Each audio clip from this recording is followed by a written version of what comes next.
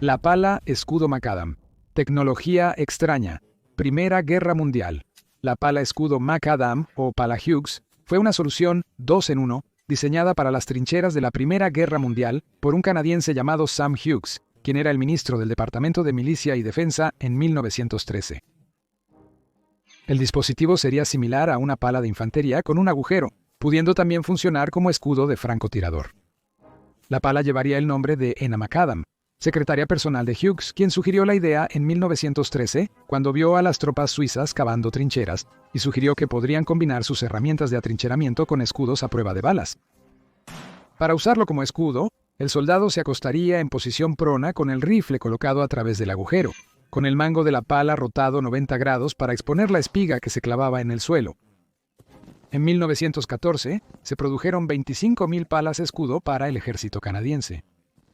Hughes los proclamó como un dispositivo milagroso canadiense, pero después de las pruebas de campo, quedó claro que el costoso equipo tenía muchos problemas.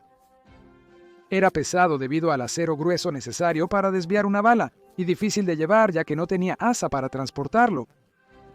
Aún peor, la pala escudo en realidad no podía desviar las balas, incluso si eran de pequeño calibre, y no era buena para cavar debido al agujero en la hoja. Altos funcionarios militares de Canadá y Reino Unido, incluyendo a Arthur Currie, rechazaron la pala escudo. La revista Saturday Night Magazine declaró que la pala escudo macadam solo era buena para una cosa: abrir latas. Las palas fueron pronto reemplazadas por herramientas de trinchera británicas y convertidas en chatarra, aunque algunos francotiradores canadienses hicieron uso del dispositivo, colocando muchas juntas para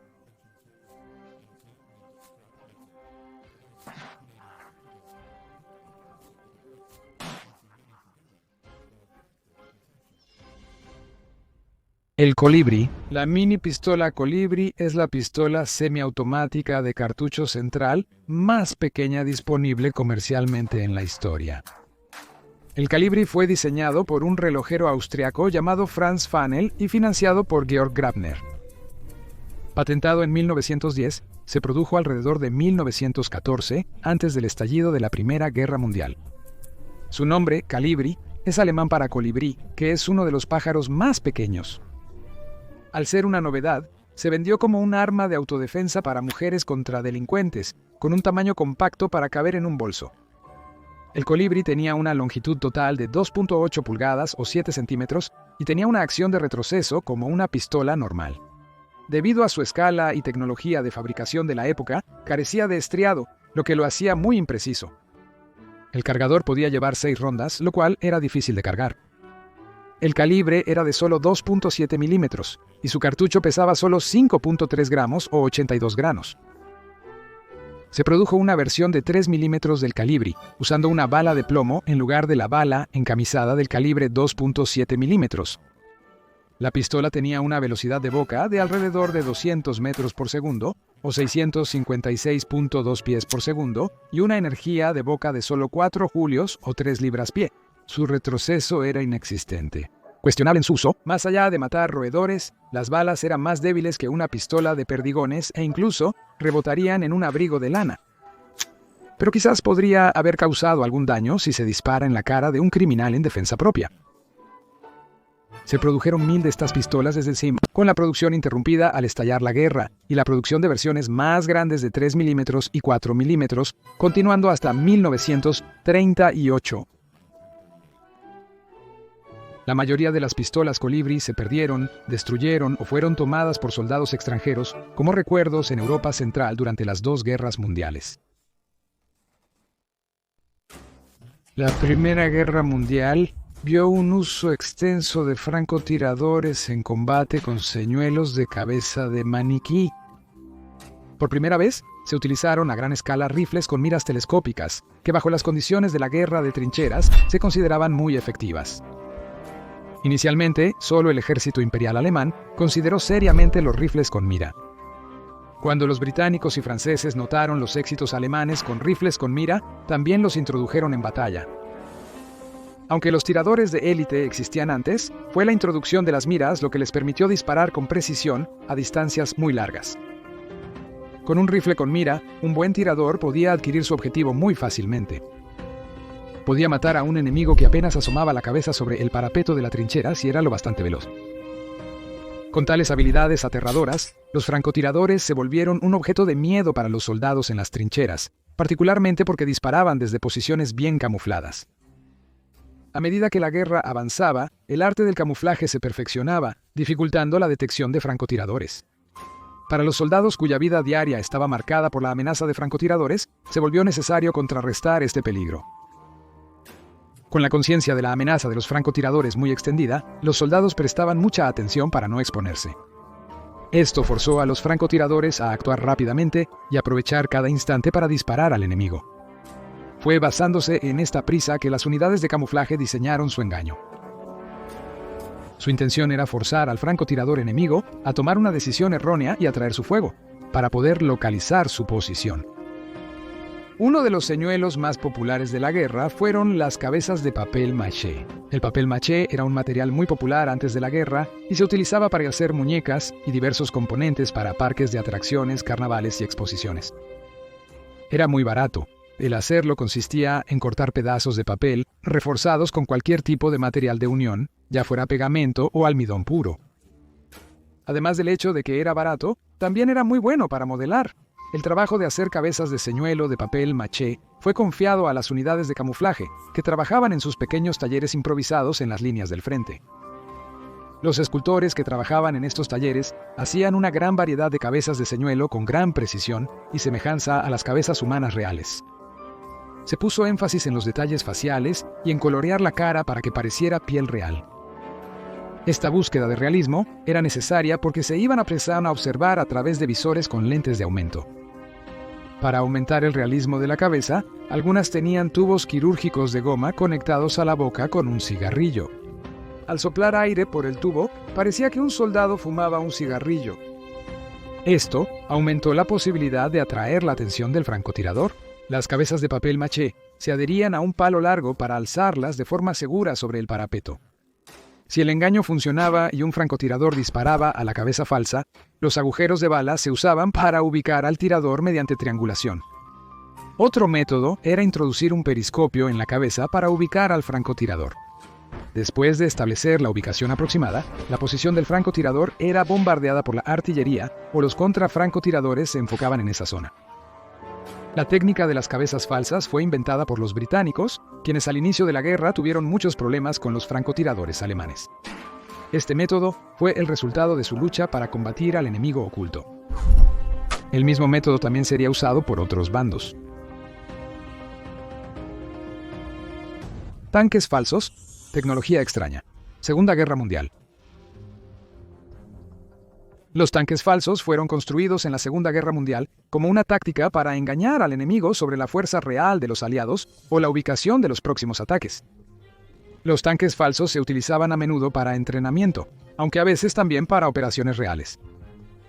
En la Segunda Guerra Mundial, los ingenieros del Octavo Ejército construyeron los primeros tanques falsos que se usaron en las campañas del norte de África antes de la batalla de El Alamein para engañar a Rommel sobre la fuerza y movimientos de la Séptima División Blindada.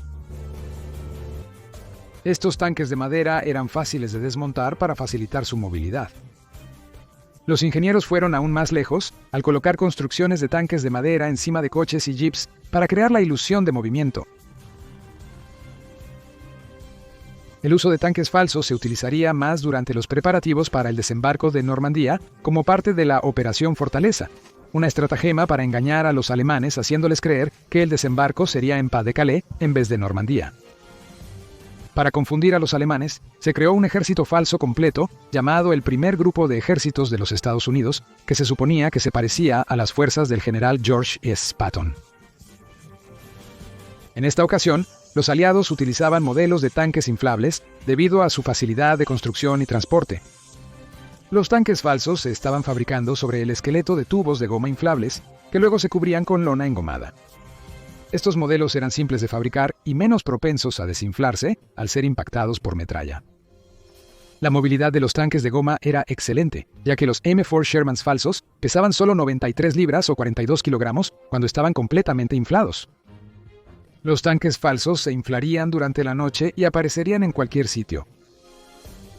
Una vez inflados y posicionados, los tanques falsos estaban mal camuflados para ser visibles a los aviones de reconocimiento alemanes. Para hacer la impresión más completa, los tanques falsos eran seguidos por tanques reales y bulldozers para dejar rastros de huellas. Los agentes dobles también difundieron información falsa para hacer el engaño más creíble. El éxito de este ejército falso contribuyó en cierta medida a que los alemanes creyeran que la invasión aliada tendría lugar en Pas-de-Calais. Sin embargo, en este punto de la guerra era difícil para los aviones de reconocimiento enemigos llegar a Inglaterra, y los agentes dobles que fueron efectivos en difundir información falsa a los alemanes fueron la mayor razón del éxito de la Operación Fortaleza. La decepción general hizo que las reservas alemanas permanecieran en Pas-de-Calais, alejadas de Normandía, donde podrían haber reforzado sus defensas. Fue tan efectivo que permanecieron en la región semanas después de la invasión real, creyendo que habría una segunda invasión más grande.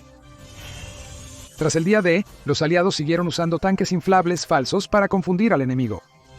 La unidad recién formada, conocida como el Ejército Fantasma, fue asignada a la tarea de engaño, llevando la ilusión al siguiente nivel. Se usaron tanques falsos y sonidos de tanques emitidos por altavoces para simular una unidad blindada real. El Ejército Fantasma logró llevar a cabo unos 20 engaños al enemigo tras los desembarcos en Normandía.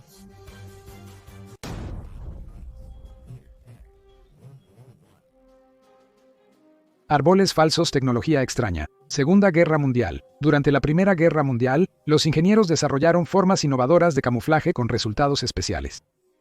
Una forma de camuflaje eran árboles falsos usados como puestos de observación o nidos de francotiradores. El primer árbol falso fue inventado por el pintor francés Lucien Victor Guérin de Escabola y sus artistas camufladores empleados en la sección de camuflaje del ejército francés. Construyeron un puesto de vigilancia de hierro camuflado con corteza de árbol y materiales naturales.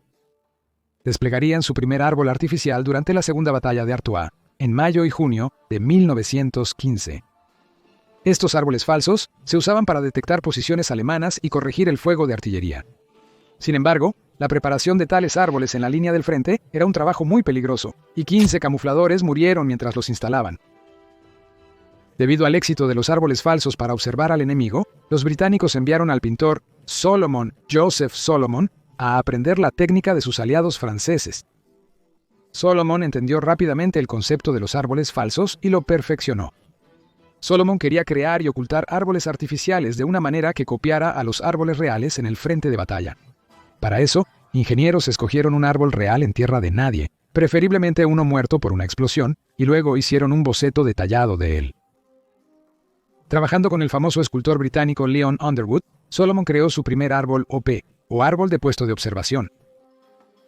Hecho de secciones cilíndricas de acero, lo bastante grandes para un soldado. El tubo de 10 a 4.57 metros tenía escaleras que llevaban a un asiento en la cima para que el soldado observara al enemigo a través de ranuras especiales. El soldado dentro del árbol estaba en constante conexión con su oficial al mando. Para ocultarlos, Solomon cubrió los árboles OP con cortezas naturales. Para esa tarea, eligió cortezas de sauce del patrimonio del rey Jorge en el castillo de Windsor. La razón por la que Solomon se dirigió al rey Jorge fue porque creía que la discreción con el rey estaría garantizada. Aunque la construcción del árbol fue difícil, instalarlo fue aún más complicado. La instalación se realizó de noche y se finalizó por la mañana, para evitar que el enemigo no notara el cambio. Los ingenieros cortarían el árbol y excavarían donde estaban las raíces. Después, un árbol falso lo reemplazaría y todo luciría igual al día siguiente. Lo ideal sería instalar el árbol entre árboles reales para dificultar que el enemigo detecte el engaño. Una vez instalados, los árboles falsos proporcionaban una excelente observación de las trincheras enemigas y buenos puestos para francotiradores. Los alemanes también conocían el concepto de los árboles falsos. Su Bombeobachter, o observador de árboles, se construyó de la misma manera que la versión británica y era igual de bueno. Una de estas creaciones medía 25 pies de altura y se construyó en las trincheras del bosque de Oost-Overn durante la batalla de Messines en Bélgica. El árbol artificial estaba tan bien diseñado que los soldados británicos no lo descubrieron por meses, incluso después de capturar las líneas alemanas donde estaba colocado. ¿Qué era la cosa? La Guerra Fría. El 4 de agosto de 1945, un grupo de escolares rusos de la organización pionera de la Unión Vladimir Lenin presentó una réplica de madera de 2 pies del Gran Sello de los Estados Unidos al embajador de los Estados Unidos en la Unión Soviética, Avril Harriman. Creer que era un simple gesto amistoso de amistad entre la Unión de Repúblicas Socialistas Soviéticas y los Estados Unidos. Como aliados en la Segunda Guerra Mundial, el Gran Sello se colgó con orgullo en la pared del estudio residencial del embajador en la biblioteca de la residencia Spaso House en Moscú. Los estadounidenses desconocían el secreto que ocultaba este regalo. Este regalo no era meramente decorativo. Los soviéticos habían colocado un micrófono de alta frecuencia en su interior. Este dispositivo de escucha, apodado The Thing, permitió a los soviéticos espiar las conversaciones confidenciales de los Estados Unidos. Sorprendentemente, el micrófono del embajador funcionaba sin baterías ni circuitos eléctricos. En su lugar, se activaba cuando una señal de radio dirigida a su antena desde una furgoneta estacionada afuera lo iniciaba. Las ondas sonoras de las conversaciones dentro de la oficina causaban vibraciones de la membrana dentro del tallado del Gran Sello, que se retransmitían de vuelta a la furgoneta de vigilancia. Esta simplicidad significaba que el dispositivo de escucha tenía una vida útil casi ilimitada y era difícil de detectar. La cosa estuvo en exhibición por 7 años hasta ser descubierta en 1952. En 1951, un operador de radio británico captó accidentalmente conversaciones estadounidenses mientras los soviéticos usaban el dispositivo de escucha. La revisión no encontró nada. De hecho, durante reparaciones importantes en las oficinas, se inspeccionaban las paredes buscando dispositivos de escucha ocultos. El Gran Sello siempre se retiraba, examinaba y devolvía a su lugar. En 1952, otra escucha accidental de la oficina del embajador en una señal de radio llevó a una segunda revisión, donde se encontró el dispositivo de escucha en el Gran Sello. Al principio, los estadounidenses estaban confundidos por el sello y no sabían si era un dispositivo de escucha real debido a su simplicidad. Pero tras el análisis, llevaría a una versión británica del dispositivo. El hallazgo del dispositivo de escucha se mantuvo en secreto por los estadounidenses hasta el incidente del U-2, cuando los soviéticos los acusaron de espionaje. Para probar que ambas partes eran culpables, el embajador norteamericano Henry Cabot Lodge, Jr. reveló el dispositivo de escucha del Gran Sello durante la reunión. El Krumlov, cañón curvado. En 1943, Alemania comenzó a investigar y desarrollar el Krumlov, o en inglés, cañón curvado. Era un extraño dispositivo diseñado para satisfacer las peticiones de los tanquistas alemanes, permitiéndoles enfrentar más eficazmente a las tropas soviéticas al abordar sus vehículos y atacar los puntos ciegos de sus ametralladoras existentes.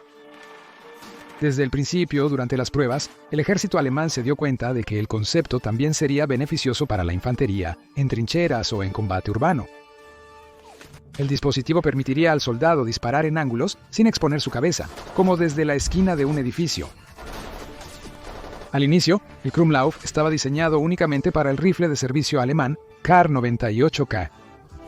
Después de la adopción del MP-43, más tarde llamado el Sturmgewehr 44, todas las pruebas se centraron en la nueva arma y su nuevo calibre, el 8 mm Kurz. El resultado de muchas pruebas fueron los 2 ángulos de grado óptimos para el cañón curvado, 30 grados y 90 grados. El cañón de 30 grados, el Borsatz J, era para infantería y tenía un periscopio en el cañón para apuntar. El cañón de 90 grados, el Borsatz P, fue desarrollado para uso en vehículos, montado en una bola para que la tripulación no se expusiera. Este diseño no era perfecto. Los cañones eran propensos a deformarse o explotar bajo uso continuo y presión, y las balas tendían a desintegrarse en la curva, lo que le daría un efecto similar al de una escopeta en algunos casos. El Krumlov se emitió demasiado tarde en la guerra como para ver mucho combate o hacer mucha diferencia en cualquier batalla. Tras la guerra, militares de Estados Unidos y la Unión de Repúblicas Socialistas Soviéticas experimentaron con el diseño. En la Guerra de Corea, los tanquistas estadounidenses enfrentaron los mismos desafíos que los alemanes previamente. Como resultado, el ejército de Estados Unidos desarrolló una M3 Grease Gun con cañón curvado para que los tripulantes de tanques se defendieran contra la infantería coreana y china entrante. Los soviéticos mostraron gran interés en el diseño y desarrollaron numerosas armas de fuego con cañones curvados. Los primeros desarrollos se basaron en el PPSH-40 y uno, mientras que los diseños posteriores se basaron en el SG-40 y 3 RPD e incluso el AK-47. El rifle de goteo, Primera Guerra Mundial. Durante la evacuación de Gallipoli por los aliados, que comenzó en diciembre de 1915, las fuerzas de Anzac construyeron en el campo de batalla una invención ingeniosa para engañar al enemigo otomano, haciéndole pensar que una gran fuerza aún les disparaba, cuando en realidad los rifles disparaban sin que una persona estuviera apretando el gatillo. Esta invención, que se llamó el rifle de goteo o rifle de estallido, fue desarrollada por un australiano llamado Cabo Lance William Scurry, quien fue asistido por su amigo Bunty Lawrence. Funcionaba utilizando 2 latas de ración, una llena de agua con un agujero perforado en ella y la otra vacía y unida al gatillo del rifle usando una cuerda. El rifle estaba cargado y fijado con sacos de arena. Con el tiempo, el agua gotearía de la primera lata, llenando la lata inferior hasta que alcanzara un cierto peso, jalando el gatillo y disparando el arma. Para entonces, los soldados se habían marchado, pero desde lejos, parecía que la posición seguía ocupada. La variación en los métodos y el peso haría que los disparos ocurrieran en momentos e intervalos aleatorios. Este engaño se puso a prueba junto con maniquíes y piezas de artillería falsas en la última noche de la evacuación de Gallipoli. Scurry y Lawrence instalaron los rifles de goteo en puntos aleatorios de la línea de fuego de Anzac. Los últimos 2.000 hombres que formaban la retaguardia aliada se retiraron silenciosamente, engañando al enemigo otomano, haciéndole pensar que aún estaban allí. La retaguardia evacuó con éxito sin bajas. Posteriormente, Scurry recibió la Medalla de Conducta Distinguida por su invención. Rifles de periscopio, tecnología extraña, Primera Guerra Mundial. Para los soldados atrapados en el estancamiento de la Primera Guerra Mundial, luchar desde las trincheras era una tarea ardua. Disparar desde las trincheras exponía la cabeza del soldado al apuntar al enemigo, convirtiéndolo en un blanco perfecto para los francotiradores contrarios. Por ende, los soldados requerían una forma de disparar al enemigo sin exponerse y arriesgar ser blanco de disparos. La invención del rifle periscopio les permitiría evitar ese riesgo. Aunque apareció primero en el frente occidental, la invención del rifle periscopio no puede ser atribuida a solo un individuo. La necesidad de permanecer oculto mientras se dispara llevó a la aparición casi simultánea de rifles periscopio en los campos de batalla de toda Europa. Algunos se hicieron en talleres especializados y otros fueron improvisados por soldados en el campo de batalla. La primera patente para un accesorio de rifle periscopio fue de William Joulton de Gran Bretaña. Solicitó la patente a principios de la guerra en 1914. Su dispositivo, llamado Hyposcope, era un accesorio de mira para la culata del rifle. Consistía en un prisma de doble reflexión que se montaba sobre la culata. El prisma permitía al tirador apuntar mientras se mantenía oculto. El Hyposcope fue diseñado para acoplarse a los rifles británicos Lee Enfield, pero también se usó con otros rifles y ametralladoras. Sin conocimiento de la invención de Joulton, un australiano, el cabo Lance William Beach, inventó su versión del rifle periscopio en mayo de 1915 en las trincheras de Gallipoli. Beach concibió la idea tras ver a sus compañeros recibir disparos en la cabeza mientras intentaban disparar a los turcos desde las trincheras. Siendo capataz de construcción, trabajó para acoplar un periscopio a un rifle. Su dispositivo era un marco de madera para el rifle Lee Enfield, con un periscopio de caja. El espejo superior del periscopio se alineaba con las miras del rifle y el espejo inferior con los ojos del soldado. El disparo se efectuaba mediante un cable conectado al gatillo del rifle. Este dispositivo permitía al soldado disparar su rifle desde la parte superior del parapeto, manteniéndose a salvo debajo del mismo. La precisión del rifle periscopio era relativa y dependía de la habilidad del tirador. Debido a la corta distancia entre las trincheras enemigas en Gallipoli, el rifle periscopio resultó efectivo. El inconveniente era que el cerrojo estaba fuera del alcance del tirador, obligándolo a bajar el rifle para recargarlo tras cada disparo. A medida que cada rifle periscopio de Beach demostraba su valor, se le ordenó establecer un taller en las playas detrás de las líneas del frente, donde fabricó más rifles periscopio. Los turcos finalmente capturaron y copiaron sus propias versiones más tarde. Otro rifle periscopio británico fue construido por J.T. Chandler. El dispositivo que hizo en septiembre de 1915 era más complejo, pero más eficiente que las invenciones anteriores, ya que tenía palancas para accionar el cerrojo. Este rifle permitía al tirador disparar las 10 rondas del rifle sin tener que bajarlo cada vez. El ejército alemán también usó rifles periscopio. Entre sus muchas improvisaciones de campo, los alemanes también produjeron accesorios de periscopio hechos en fábrica. El accesorio de rifle periscopio Spiegelkolben tenía un diseño simple pero muy efectivo. Todo su marco contenía el periscopio y estaba hecho de acero con una culata propia, lo que resultó en una mejor precisión. Para disparar, el soldado jalaba el gatillo auxiliar conectado al gatillo del rifle por una cadena. Ciertas versiones incluían un mecanismo para reciclar el cerrojo sin bajar el rifle tras cada disparo. Otra mejora permitía al soldado ajustar la altura del periscopio. El rifle periscopio alemán también tenía un cargador extendido de 25 rondas y miras luminosas para disparar de noche. Los rifles periscopio más avanzados se fabricaron en los Estados Unidos. Hostu L. Cameron y Lawrence E. Yagi de Cleveland, Ohio, crearon un dispositivo similar. Su dispositivo era un marco de acero para el rifle Springfield modelo 1903, con periscopio de aumento, extensión del gatillo y palanca de acción de cerrojo. También incluía un cargador extendido de 25 rondas. Otro diseño americano fue hecho por el señor Guy Burson de California. A primera vista, el modelo de Guy Burson parecía un rifle Springfield M1903 estándar. Sin embargo, al presionar un botón se abría una culata plegable con un periscopio incorporado, convirtiendo el rifle ordinario en un rifle periscopio. Este diseño era la versión más avanzada y tenía gran movilidad, pero se hizo demasiado tarde para ver acción en el campo de batalla. Los rifles periscopio eran usados por infantería regular, mientras que los francotiradores preferían los rifles de francotirador normales en nidos camuflados. Aunque los rifles periscopio proporcionaban un disparo seguro desde la cobertura, eran bastante inexactos. Como el arma se estaba utilizando desde abajo mientras estaba apoyada en sacos de arena, en lugar de ser sostenida firmemente en las manos de un soldado, los rifles periscopio eran muy inestables y el retroceso era mucho mayor. Para un francotirador, tal dispositivo no se comparaba con tener el rifle firme en su hombro. Además, apuntar por el periscopio no era fácil, especialmente si los espejos se ensuciaban, lo que ocurría a menudo en las lodosas trincheras. Además, si un francotirador enemigo disparaba un espejo del periscopio, se debía encontrar cualquier tipo de espejo de reemplazo, incluso espejos de afeitar. Con un rifle periscopio, incluso un buen tirador tenía el problema de acertar al objetivo a distancias mayores de 100 yardas.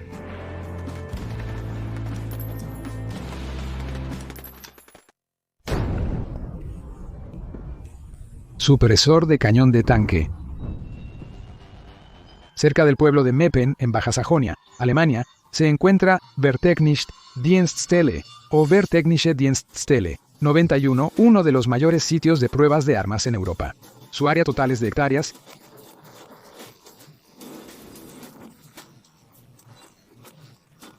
y tiene 35.4 kilómetros de largo y 3 a 4 millas de ancho. Equipado con dispositivos de medición de alta tecnología, el Wehrtechnische Dienststelle 91 es el principal sitio de pruebas de la Bundeswehr alemana, donde se realizan extensas pruebas de tanques y obuses autopropulsados. El sitio de pruebas puede ser el orgullo del ejército alemán, pero a veces ha sido una carga para los ciudadanos de Meppen, que está cerca. El cañón de 120 milímetros del tanque Leopard 2 produjo un ruido de casi 80 decibelios a una distancia de 1 milla, o 1.6 kilómetros, detrás de la boca del cañón. Para los civiles que viven en las afueras de la ciudad a menos de 1 milla de distancia, fue una gran perturbación. Un ruido de 80 decibelios equivale al sonido del tráfico pesado o un tren de carga pasando. La exposición prolongada a este nivel de ruido aumenta el riesgo de pérdida auditiva permanente. El personal que trabajaba en el sitio de prueba sufrió un gran estrés por las explosiones de las armas. A distancias de 800 pies o 250 metros, el arma producía un ruido de 115 decibelios, que está por encima del umbral de dolor humano promedio. Para satisfacer las demandas de los ciudadanos por una vida pacífica y tranquila y mejorar las condiciones de trabajo de los empleados de Wehrtechnische Dienststelle 91, el Instituto Alemán para la Protección contra el Ruido, en cooperación con el reconocido fabricante de armas Rheinmetall y Mann, ideó una solución interesante: un silenciador de armas. El silenciador fue diseñado originalmente para el cañón de 120 milímetros del tanque Leopard 2. Estaba destinado a usarse en campos de tiro con posiciones fijas. Tras un estudio exhaustivo, los expertos del instituto hallaron una solución construyendo un gran tambor silenciador con barreras en forma de V para capturar los gases propulsores después de disparar el proyectil.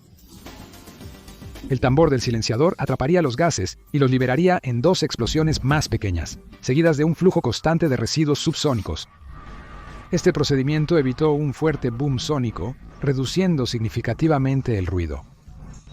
Con el silenciador montado, el ruido de un tanque Leopard a 1 milla de distancia se redujo de 80 a 60 decibelios, equivalente al sonido de una conversación normal. Debido a que la construcción era demasiado pesada y engorrosa, fue imposible montar el silenciador directamente en el cañón del tanque.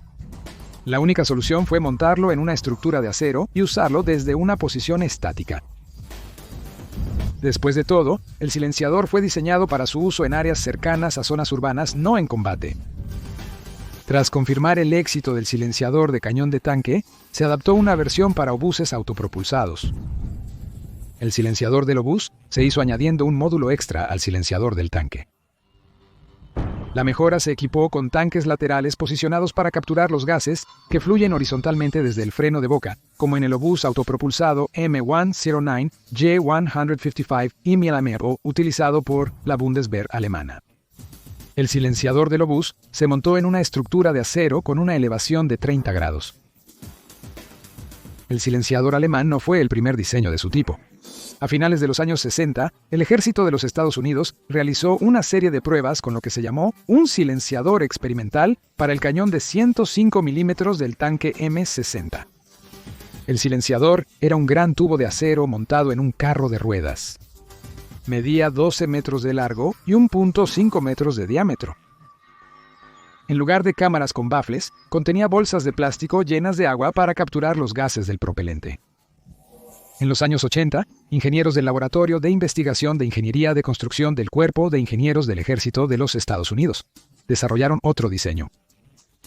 El Patton era un contenedor hueco lleno de espuma líquida que se acoplaba a la boca de un cañón para reducir su estallido. Ninguno de estos diseños se materializó ni se puso en servicio. Por lo tanto, el silenciador de cañón alemán sigue siendo el único de su tipo.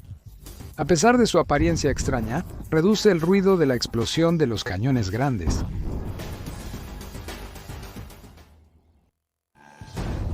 La Vespa Bazooka. La Vespa 150 Truppe Aero Paracadutisti. La Vespa 150 Truppe Aero Paracadutisti, que significa transportador de tropas aéreas, era un scooter antitanque ligeramente modificado a partir del cuerpo de un scooter estándar Vespa de 150 cc. El 150 Truppe Aero Paracadutisti fue fabricado por el licenciatario francés de Vespa, Ateliers de Construcción de Motorcycles et d'Automobile, a petición del Ministerio de Defensa francés, con el fin de crear un sistema antitanque pequeño y portátil que estaba destinado para uso de los paracaidistas franceses. Estas nuevas Vespas militares estaban destinadas para su uso en Indochina y los conflictos en Argelia por la Troupe Aéroportée, también conocida como Truppe Aero Paracadutisti, de ahí el nombre del modelo. El Truppe Aero Paracadutisti fue diseñado para lanzarse junto a los paracaidistas franceses, brindándoles la potencia de fuego de un obús a gran escala con mayor movilidad. La Vespa 150 era una pequeña scooter para 2 personas que inició su producción en 1955. El Truppe Aero Paracadutisti era una versión del 150 que tenía un rifle sin retroceso M27 de 75 mm adjunto al costado del scooter.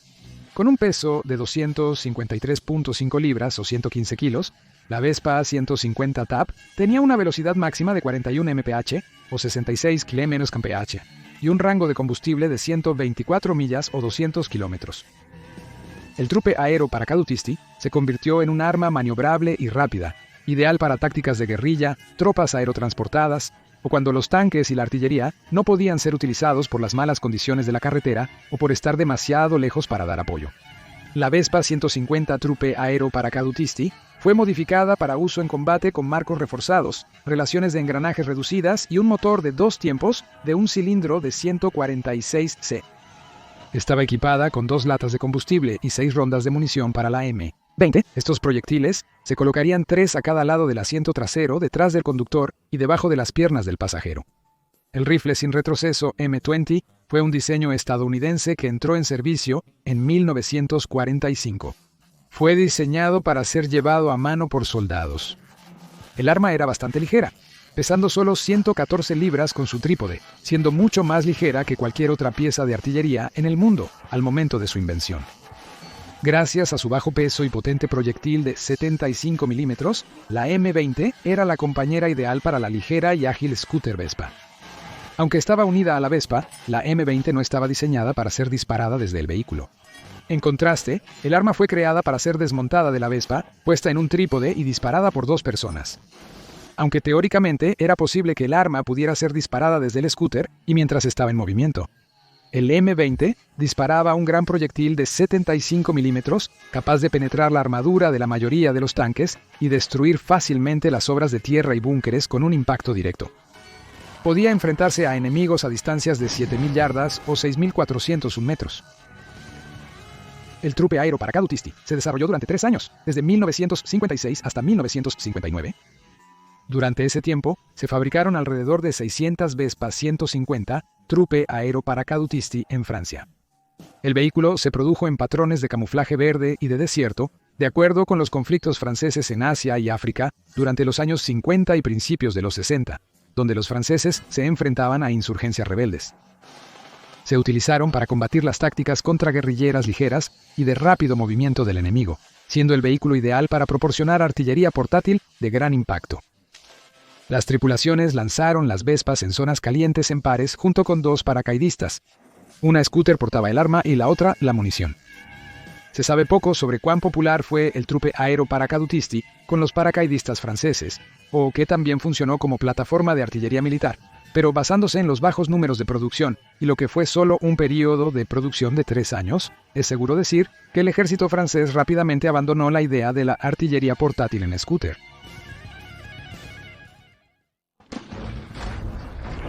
La Primera Guerra Mundial fue la guerra de innovaciones y nuevos tipos de armas y equipo.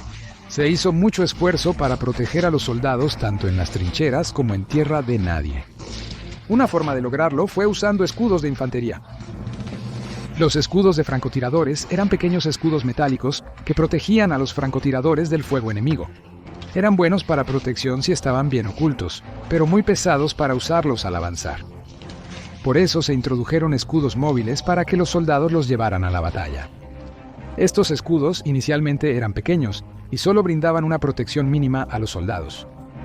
Las armaduras solo protegían el torso del soldado, exponiendo sus extremidades a lesiones. Había una tendencia a hacer escudos grandes, fuertes y pesados que podían proteger todo el cuerpo de un soldado. También debía poder moverse por el campo de batalla.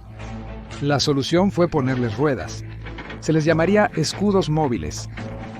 Su propósito era proporcionar cobertura a uno o varios soldados que avanzaban a través del campo o tierra de nadie. La idea de los escudos sobre ruedas nació en realidad unas décadas antes durante la Guerra de Cuba, cuando los Estados Unidos y sus tropas usaron los primeros escudos móviles. La idea fue adoptada por los ejércitos británico y francés durante la Primera Guerra Mundial. Aunque todos los diseños incluían placas de acero pesado capaces de resistir el fuego de armas pequeñas. Su uso era cuestionable en realidad. El primer escudo móvil fue creado por los franceses. Era un diseño simple, un pesado escudo de acero para armas montado en 2 grandes ruedas de madera huecas. Las ruedas estaban llenas de arena para darles peso y estabilidad mientras se movían. La placa frontal tenía una ranura con una persiana móvil. Mirando a través de la ranura, un soldado podía ver la dirección en la que se arrastraba, pero también podía apuntar y disparar su rifle. Los franceses introdujeron el escudo en 1917 y al final de la guerra habían fabricado una cantidad considerable. Se usaban principalmente para cortar alambre de púas. El soldado, oculto tras su escudo, se arrastraba hacia su objetivo protegido del fuego enemigo. El tanque británico unipersonal era más complejo. Este escudo móvil estaba hecho íntegramente de metal, ruedas incluidas. El casco estaba hecho de acero cromado y niquelado y cubría casi todo el cuerpo del soldado hasta sus muslos. El interior del casco tenía asas para que el soldado pudiera sostenerlo y manejar el escudo.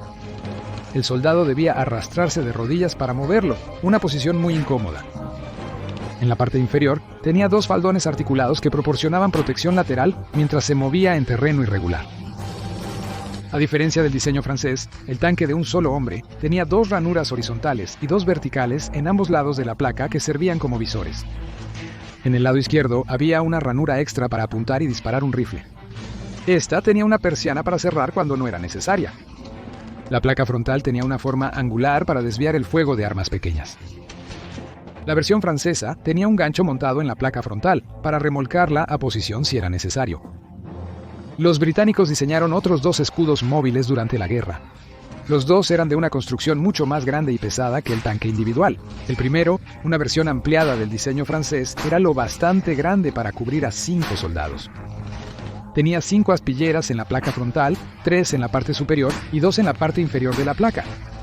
Era muy engorroso y difícil de mover y nunca pasó de la etapa de prueba de su desarrollo.